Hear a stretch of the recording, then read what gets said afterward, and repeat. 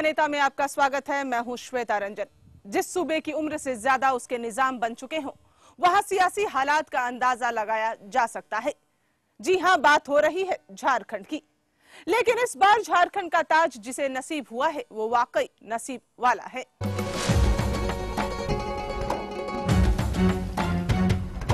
एक निर्दलीय विधायक रातों रात सियासी सितारा बन जाता है और दूसरे ही दिन उसे निजामत का ताज भी हासिल हो जाता है। क्या है झारखंड के नए मुखिया मधु कोड़ा की उम्मीदें? इसी पर चलेगा आज उनसे सवाल जवाब का दौर।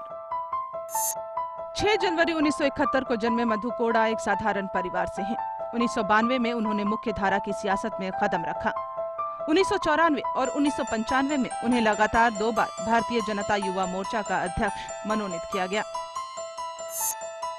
संघ के पुराने सिपहसालार मधु कोड़ा वर्ष 2000 में जगन्नाथपुर से विधायक चुने गए। 2005 में बीजेपी ने उन्हें टिकट नहीं दिया तो उन्होंने बगावत की और निर्दलीय विधायक बन गए। 18 सितंबर 2006 को मधु कोड़ा झारखंड के 5वें मुख्यमंत्री बने। मधु कोड़ा ने संघ के उसूलों पर चलकर अपनी सियासी डगर तय की है, मगर उनके सियासी मिशन में अपने ही आड़े आ गए। बीजेपी ने उन्हें टिकट नहीं दिया तो मधु कोड़ा निर्दलीय विधायक और अब मुख्यमंत्री बन गए हैं। जनता की बेहतरी के सपने मुख्यमंत्री की आंखों में हैं।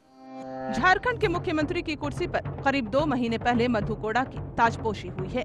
वो सूबे के 5वें मुख्यमंत्री हैं। उनके पास अपनी उपलब्धियां करने के लिए फिलहाल तो कुछ नहीं है, लेकिन जनता की बेहतरी के लिए उन्होंने खासा सियासी होमवर्क किया है।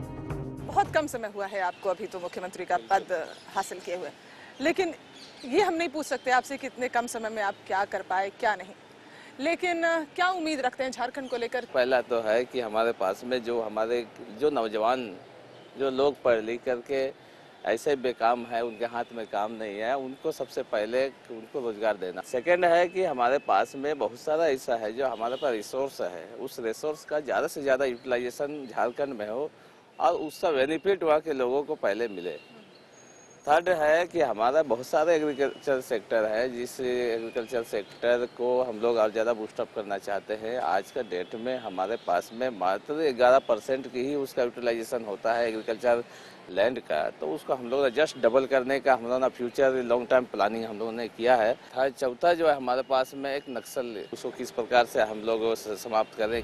मधु कोड़ा को भारतीय जनता पार्टी ने यहाँ हुए पिछले विधानसभा चुनाव में अपना उम्मीदवार बनाने से इनकार किया, मगर कोड़ा ने खामोश रहने के बजाय बगावत कर दी और निर्दलीय उम्मीदवार के रूप में जीतकर खुद को जनता का नेता साबित किया। आज वो बीते हुए कल की हर बात को अपने अंदाज में बयां करते हैं। क्या अभी भी आप अपने आप को संघ से जुड़े मानते हैं? हमारे जैसे स्वाभिमानी लोग तो उनके साथ में नहीं रह सकते थे। टिकट नहीं दी गई, इसको आप मानते हैं कि आपके स्वाभिमान को ठेस पहुंचाएगी? ये टिकट को लेकर के मात्र अगर होता तो मैं शायद हो सकता है कि बीजेपी नहीं छोड़ता। मैं तो चुनाव भी नहीं लड़ना चाह रहा था, लेकिन वहाँ के हमारे टिकटर, हमारे जो लोग हैं, मतदाता है, जनता है, उन लोगों का प्रेशर में, उन लोगों का इच्छा के अनुसार फिर हम लोगों ने चुनाव में आना पड़ा।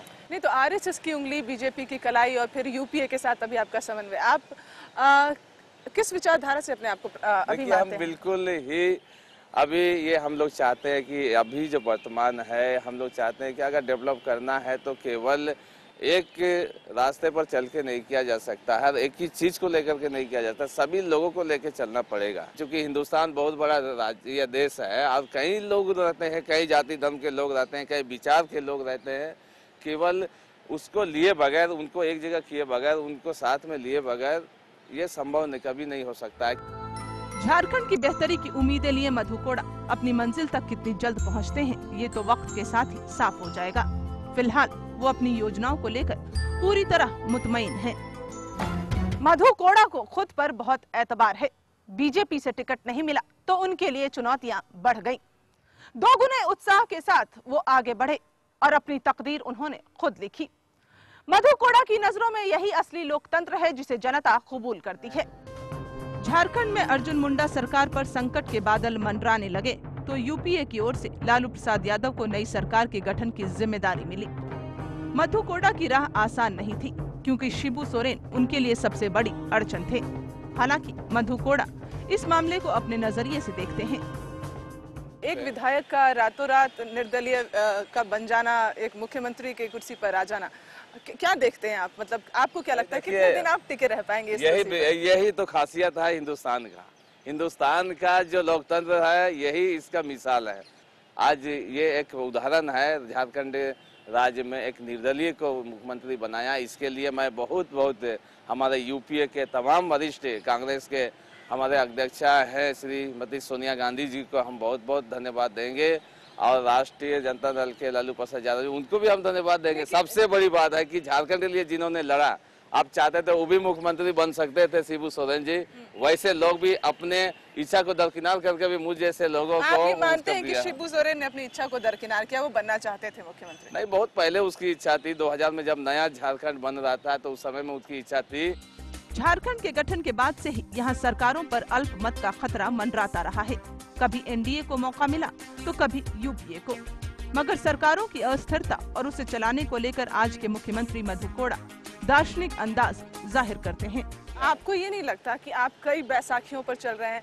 कांग्रेस है आपके साथ, जेएमएम है, आरजेडी है, आप किसकी बात सुनेंगे अगर आपको बात सुनने को? ये पिछले 2-3 दशक से ये पूरा हिंदुस्तान में ये साझेदारी सरकार का एक कॉन्सेप्ट चला है, स्टेट चाहे सेंट्रल में। देखिए, नहीं, अगर आपको बात सुननी हो तो आप किसकी सुनेंगे? आरजेडी की, कांग्रेस की? नहीं, मैं सभी लोगों की बात सुनूंगा। इसीलिए हम लोगों ने कहा कि कोऑर्डिनेट करके राज को चलाना है। है तो अगर एक भी बैकआउट कर जाता है, आपको डर तो कहीं होगा, तो आपको सबकी रखनी पड़ेगी। स्वाभाविक है, ये समझौते कई जगह करने पड़ेंगे। ये गणित का खेल है। ये बात उठती है कि जो सरकार है, आप मुख्यमंत्री भले हो, जो सरकार है वो लालू प्रसाद यादव चला रहे हैं। नहीं, ऐसे नहीं है कि सारे लोग का सहयोग से दबदबा उनका नहीं चल रहा है, लालू जी का? मैं दबाव कहीं की चल, मैं तो दबाव महसूस नहीं करता हूँ। चल रहा है, स्मूथली चल ही रहा है। कहीं थोड़ी बहुत होता है, ये तो थ्योरिकल है।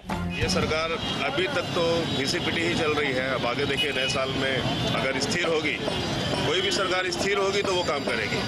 सरकार अभी स्थिर ही नहीं है, काम क्या हो? विपक्ष में रहते हुए जिन सवालों को लेकर के ये आवाज़ उठा रही थी, वो वस्तुतः उसके प्रति ईमानदार नहीं थी। अगर वो ईमानदार रहती तो सत्ता में आने के बाद उन सवालों पर कोई कदम उठाती, जबकि यह सरकार भी एनडीए सरकार के ही रास्ते पर चल रही है। झारखंड की जनता ने जिसे अपना नेता चुनकर भेजा, आज वो उनकी उम्मीदों का ताज पहनकर उनकी तकदीर लिखने को तैयार है। अब सूबे में बेहतरी का पैगाम लाना मधु कोड़ा की कसौटी होगा। झारखंड में अपनी उम्र पूरी क्यों नहीं कर पाती सरकारें, और सूबे में खुशहाली समेत स्टील जगत की हलचल बढ़ाने के लिए क्या तैयारियां कर रहे हैं मधु कोड़ा, जानेंगे हम एक ब्रेक के बाद।